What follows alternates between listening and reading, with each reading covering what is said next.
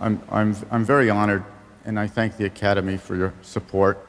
And I also thank Tom Hanks and...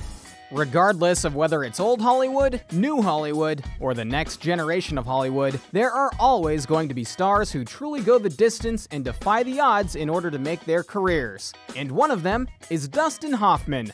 Because at first, you wouldn't think that this man would be such a definitive actor in Hollywood, but in fact, he was, in every way. He's starred in many movies that broke both boundaries and expectations in order to make better films. And today, he is a true legend of Hollywood. Allow us to show you Dustin Hoffman, then and now. Be sure to like the video and subscribe to the channel. Dustin's early life. Dustin Hoffman was born in 1937 in Los Angeles, California, so you would be fine in thinking that he was destined to go and work in Hollywood due to his location.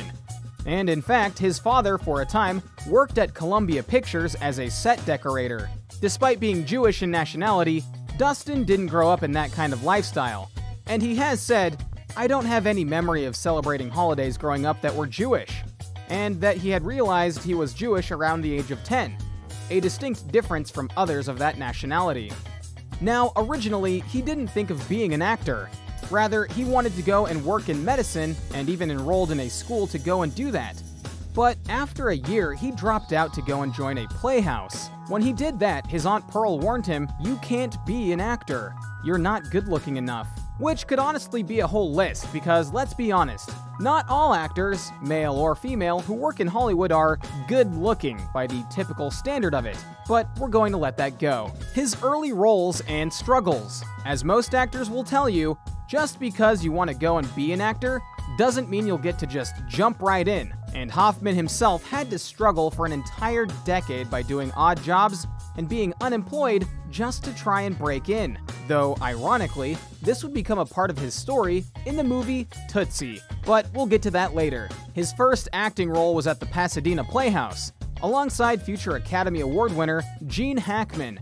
After 2 years there, Hackman headed for New York City, with Hoffman soon following. Hoffman, Hackman, and Robert Duvall lived together in the 1960s, all three of them focused on finding acting jobs. Now, if you say those names out loud, you're hearing award winners and very respected men in Hollywood. But when you go back to that point in time, they weren't trying to be legendary actors. Rather, they were trying to just make things work for them.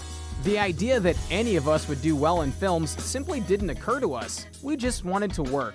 And for Hoffman, that meant he had to work really hard. Because at that point in time in Hollywood and New York, he honestly didn't have the look or the size to be cast in meaningful parts. He had to quit acting at times to go and teach just to make income, and even went to an acting school where he realized he could be a good method actor. It was then that he started to get some serious roles in both off-Broadway and Broadway shows, as well as getting bit parts in both movies and TV series. Hoffman made his film debut in The Tiger Makes Out in 1967, alongside Eli Wallach. In 1967, immediately after wrapping up principal filming on The Tiger Makes Out, Hoffman flew from New York City to Fargo, North Dakota, where he directed productions of William Gibson's Two for the Seesaw and William Saroyan's The Time of Your Life for the Fargo Moorhead Community Theater. The $1,000 he received for the 8-week contract was all he had to hold him over until the funds from the movie materialized. Again, the struggles of being an actor. The Graduate. Eventually, Hoffman got his big break, because after failing to get a lead role because he couldn't sing, for real, he was cast in the role of The Graduate, and despite it being his first leading role, he got not only acclaim, but an Academy Award nomination. And just as important, he proved that you didn't need to have movie star good looks to go and make a movie successful. Sometimes acting is all you need, and critics heralded his performance as the arrival of a new breed of actor. This even came from the screenwriter of the film, Buck Henry. A whole generation changed its idea of what guys should look like. I think Dustin's physical being brought a sort of social and visual change in the same way people first thought of Bogart. They called him ugly. What might shock you though is that despite this success, at first, he turned down a lot of roles that were offered to him postgraduate. Why? He wanted to go back to the theater stage. I was a theater person. That's how my friends were too. Gene Hackman and Bobby Duvall. I wasn't going to be a movie star. I wasn't going to sell out. We wanted to be really good actors, I told them. I'm going out to make this movie. Don't worry, I'm coming right back. Which he did, but that eventually backfired on him because he once again found himself broke, which led him to going and accepting another major movie role, Midnight Cowboy. There are few greater motivators out there in the world than trying to prove people wrong. And after The Graduate, despite the praise he got, many critics felt he could only do certain roles. So he went and accepted the lead role in Midnight Cowboy to go and prove them wrong in his range. Sure enough, not only was the film a success, Hoffman was again nominated for Best Actor, and Midnight Cowboy got the award for Best Picture in 1969.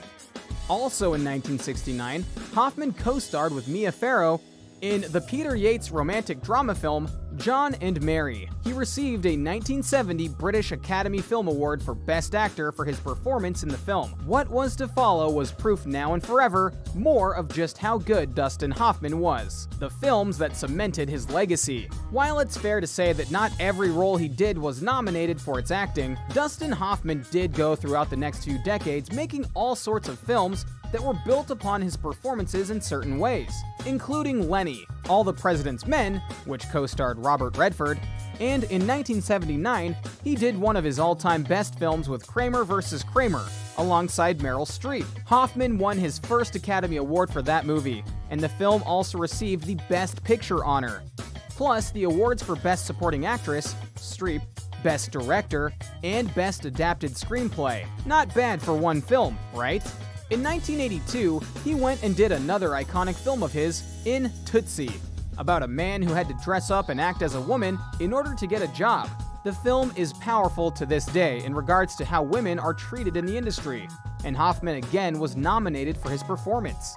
His next win, though, would be in 1988's Rain Man alongside a young Tom Cruise. Hoffman went deep into character to play the autistic lead, and it absolutely showed. Still making impressions. Throughout the 90s and beyond, Hoffman continued to amaze and impress people with his talents, including being Captain Hook in the Robin Williams-led film Hook, and getting a Golden Globe nomination for it. He got another nomination for the movie Wag the Dog in 1997, and by the time 1999 came around, AFI decided to give him a Lifetime Achievement Award. He was floored by it. There was this reel of pictures, me playing all these different roles. I had my first and only, thank God, panic attack. What followed was depression. It had to do with a central core in me, which was that I never felt I deserved success. But he did deserve it, and he kept making movies of all kinds, including lending his voice to animated films like being the character Shifu in the Kung Fu Panda series. His legacy.